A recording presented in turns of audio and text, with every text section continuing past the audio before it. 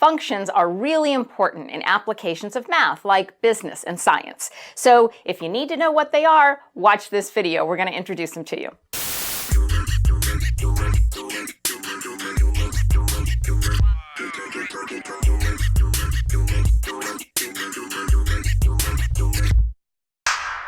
Welcome to Math Bytes. I'm Allison, and today we're introducing functions. In applications of math, we often see a correspondence between two sets of values.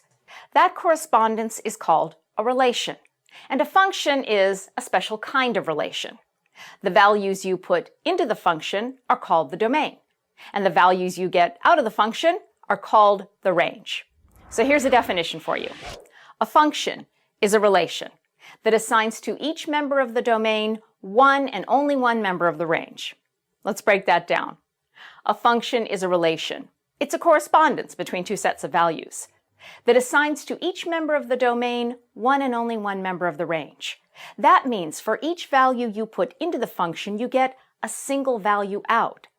The same value you put into the function won't give you 2 or 3 or more values. It only gives you 1. Let's illustrate this with a couple of examples. Okay, here I have a function and a relation. Now, you'll notice in the function, for each value I put in, I get only one value out. If I put in 0, I get 4. If I put in 1, I get 7, etc. Now, look at the table that shows the relation. If I put in a 1, I get a 5. I also get a 4. That's why it's not a function, because here, each input value is giving me not necessarily just one output value. The input value of 1 gives me 5 and 4. That's why that is a relation and not a function. Let's look at this further with a couple of equations. Let's look at functions and relations in equation form. So first of all, I have y squared equals x. If I solve this for y, I can take the square root of both sides and I get y equals plus or minus the square root of x. Let's chart some values and see if this is a function or a relation. So for example, if x is 9, then y will be both -3 and +3. If x is 4, y will be both -2 and +2. If x is 1, y will be both -1 and 1, and so on and so forth. So this is a relation, but it's not a function, because for the values that I put into it, the x values, I get more than one value out. 9 gives me both -3 and 3. 4 gives me both -2 and 2. So each input value is giving me more than one output value. So that's a relation, but it's not a function. Now, by contrast, if I have y equals x squared, let's chart some values there. If x is -2, y is 4. If x is -1, y is 1. If x is 0, y is 0, and so on and so forth. This is a function, because for each value I put into it, I get only one value out. I'm not getting multiple values out for any input value. Now you'll note that I do have some repetition in my output values, my y values. For example, -2 and 2 both give you 4, but that's okay.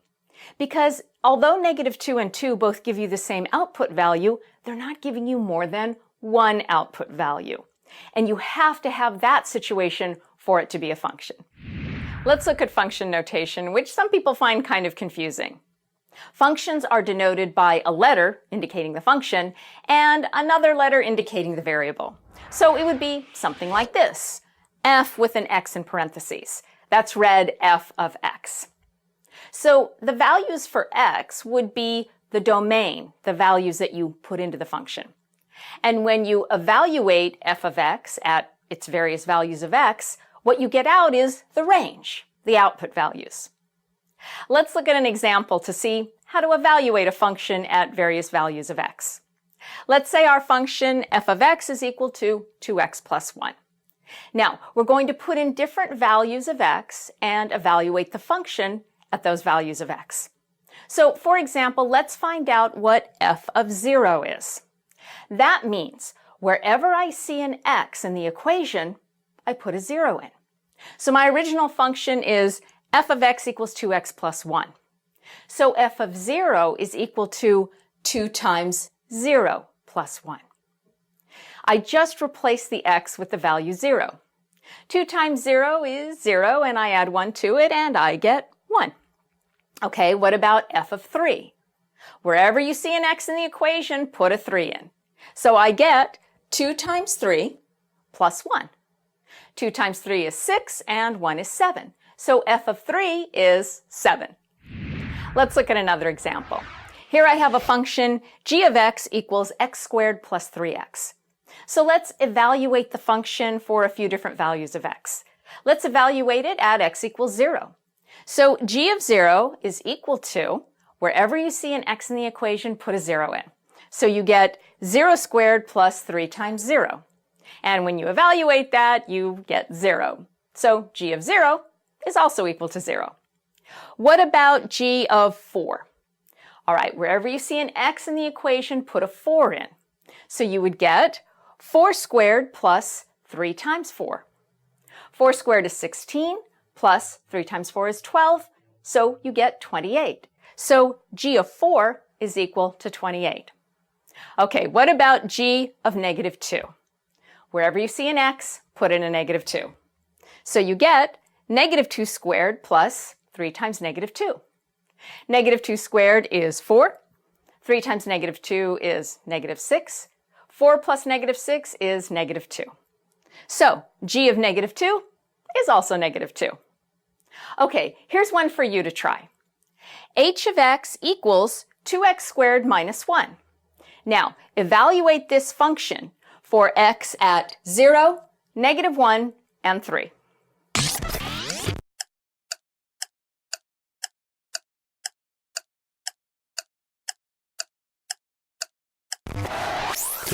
Okay, let's see how you did. So our function h of x is 2x squared minus 1, and let's evaluate it when x is 0. Okay, wherever you see an x, put a 0 in. So h of 0 is equal to 2 times 0 squared minus 1. 2 times 0 squared is 0, minus 1 gives me negative 1. So h of 0 is negative 1. Okay, what about when x is negative 1? All right, again, plug in negative 1 wherever you see an x. So h of negative 1 is equal to 2 times negative 1 squared minus 1. Negative 1 squared is just 1, so that gives me 2 times 1 minus 1. 2 minus 1 is 1. So h of negative 1 is 1. Okay, last one. What is h of 3? All right, wherever you see the x, plug the 3 in. So we get 2 times 3 squared minus 1. Okay, 3 squared is 9. 2 times 9 is 18. Minus 1 gives me 17. So h of 3 is 17. There's a lot to working with functions, but this is a good place to start.